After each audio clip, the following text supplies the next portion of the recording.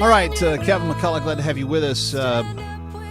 It's AFA Today on AFR Talk, and of course we're concentrated on the same idea each day: obliterate as much confusion as possible, amplify truth in and everywhere we can, and then go from there to pursue clarity. And we are privileged to be able to do that for you from a very historic and a very momentous place in America, the lower end of Manhattan, where the towers fell.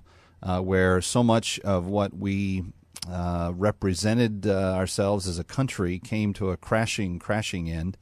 And in the midst of that rubble and in the midst of that rebuilding, there is still an opportunity to put forward truth and virtue and things that our country needs. So I'm honored to be with you from the belly of the news beast, but we have a lot to discuss each day.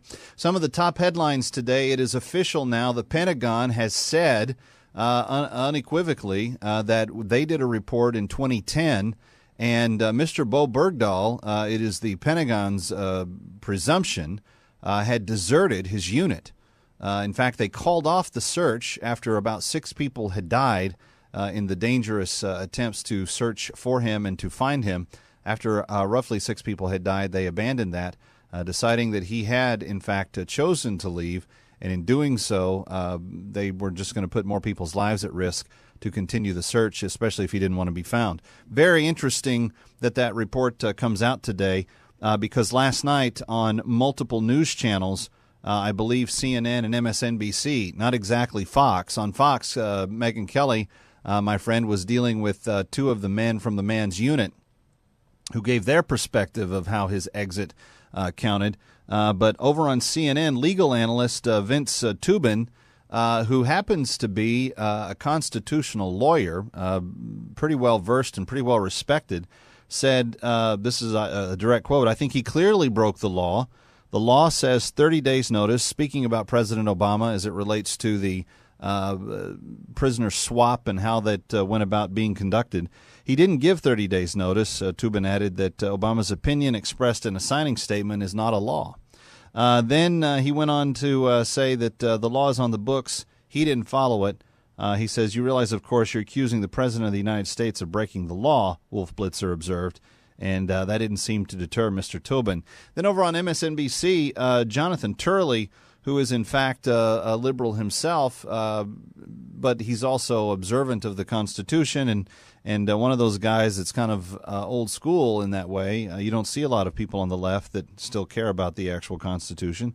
But someone asked him, did the White House violate federal law? And the professor replied matter-of-factly, yes, they did. I don't think that the White House is seriously arguing that they're not violating federal law, and to make matters worse, this is a long series of violations of federal law that the president's been accused of, and this is going to add to that pile. I don't think there's much debate that they're in violation of the law. So then Costello asks him, does it matter?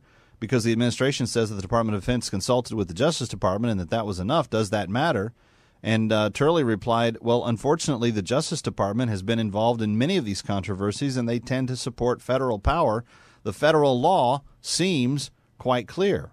Now, the interesting thing about all of that is that you have basically attorneys that represent the ideological and positional viewpoints of the president declaring matter-of-factly that it's a law-breaking administration, which I think is, unfortunate for everyone involved, and certainly not something that's good for the country.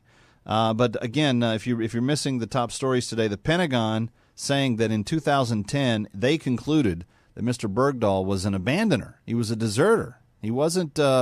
He had not been somebody that had been kidnapped or taken away against his will. He wandered into enemy territory. And there were a lot of other stories on the front page of Drudge this morning that laid out a bunch of things. I meant to mention this yesterday, but the Daily Mail had, and that's one of the leading newspapers in Britain, had reported that he had actually not only gotten in good with the Taliban while he was there, but he had actually taught them bomb making and a handful of other skills. He converted to Islam and he taught his captors bomb making skills. So this is a very interesting thing. And now it is being reported by U.S. News and World Report that desertion charges may be, in fact, appropriate, and that if the military chooses to file them, that the a death sentence, is in fact a possible outcome of this dilemma. So let me retrace our steps for you, shall we? If he makes it to the U.S., he's going to have to be examined. He may be tried. There will be any number of charges that they can bring against him for deserting his unit or for being absent without permission. There's different ranges of charges that he could be charged. But at the end of the day, if he is proven to have deserted his troops, he may be put to death. Now understand this. So we put him to death for reasons of justice, and we still set 5 terrorists free. What did we even get out of the deal? Truly troubling. Truly troubling. Now they're upping the number. There's a report. Where's this from? I'll look for the official source, but they're saying that as many as 14 soldiers were lost searching for Bergdahl 4 years ago. And he was never officially listed as a POW. His father still says, I'm still working to free all of the Gitmo prisoners. And now Qatar is allowing released Taliban men to move freely within the country. I think we were asking them nicely, will you please make sure that you lock them up? Doesn't look like they did. What did I say on this broadcast yesterday? Brent, what did I say? 3 months? 3 months and they'll be out of the official boundaries of Qatar? I'm going to give that 3 weeks now. I'm downgrading. I'm actually upgrading my prediction. But I said 3 months, and one of them will be gone or out of the country, relocated to somewhere else. I'm not giving that more than 3 weeks now. I bet by the time the third week comes, maybe all of them are out of the country. By the way, did you see the reunion tape of them getting off the plane in Qatar? That was just touching, wasn't it? Allahu Akbar. Oh, they're hugging each other and all the rest of it. I'm so glad that we went through the exercise of all this. That's really helpful on so many levels. Well, not to be the bearer of bad news, but let me turn to a different story, and it's a story that lost almost all presence in the media, except for one syndicated columnist. One syndicated columnist, even in the midst of everything else, was able to write about this and start to gain some ground. And I'm hoping that it will be published at onenewsnow.com before the day's out. But it's me. I wrote about it. And in the Saturday edition of the USA Today, there was a story that included the following quote. Now, the story was about brand new guidelines that they are going to implement on the southern border. And in fact, the instructions by which the new Border Patrol agents are instructed to conduct their affairs on the southern border. And they're being told, for instance, that their use of force is going to be much more curtailed than it was in the past. This is actually one of the statements in the article. This is an instruction to the Border Patrol, but they said, but the administration said, when possible, agents, being Border Patrol agents, are to seek cover or move back out of the immediate area of danger. Let me read that again. This is an instruction on how to handle confrontation with dangerous people coming across the southern border. When possible, agents are to seek cover or move back out of the immediate area of danger.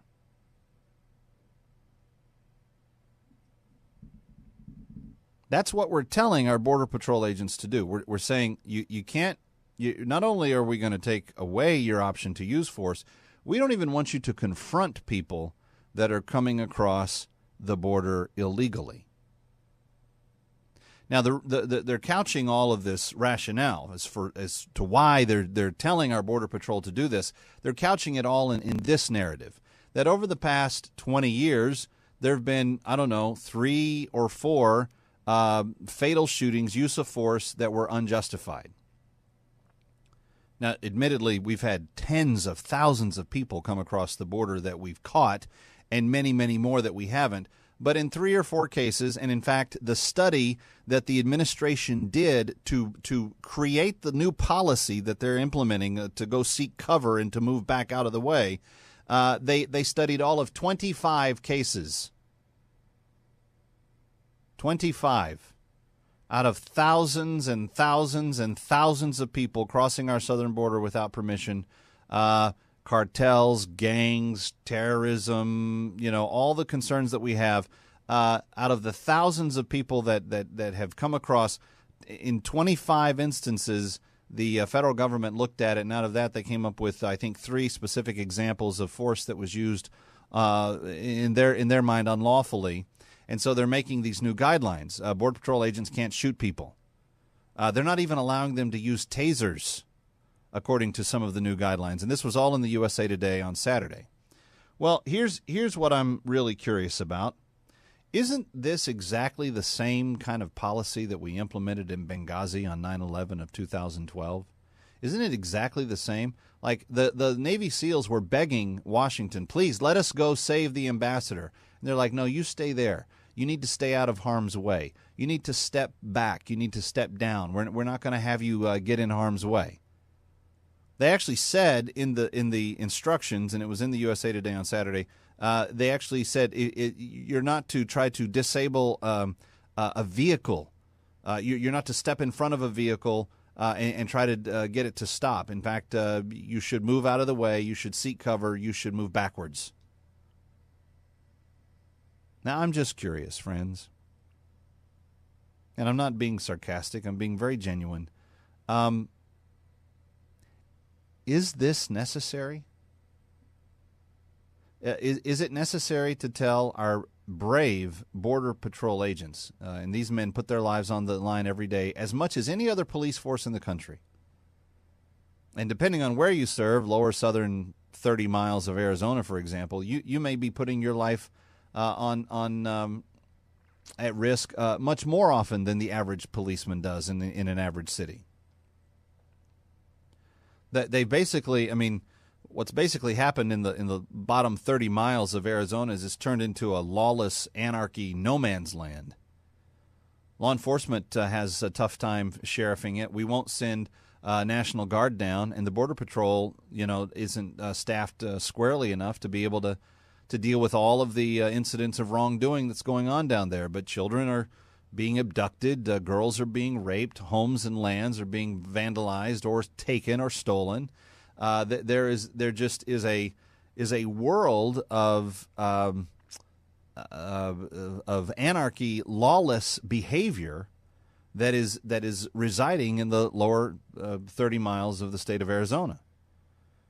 And now we're telling the men that are already putting their lives on the line, you may not have permission to take into custody, to shoot back if they shoot you. There has to be, you have to, the wording is you have to be in very, very severe threat of danger in order to use any level of force.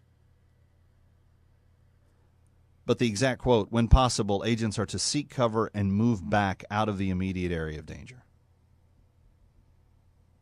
Now, let me go back to the rationale for why they're doing this, because they've had 3 wrongful shootings in the 25 cases that they studied out of the tens of thousands of people that have come across the southern border.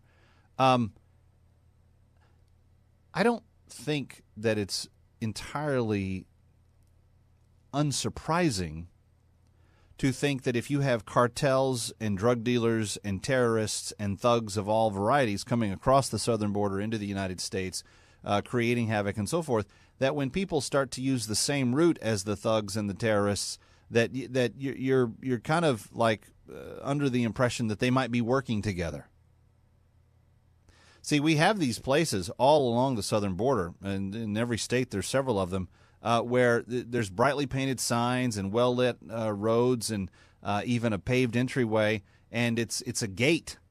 And if you show up at that gate and you have the right information, you have a piece of identification, and you have a visa that explains why you're coming into the U.S. and you've gone through all the steps to get that all lined up, we don't have a problem letting you in at all.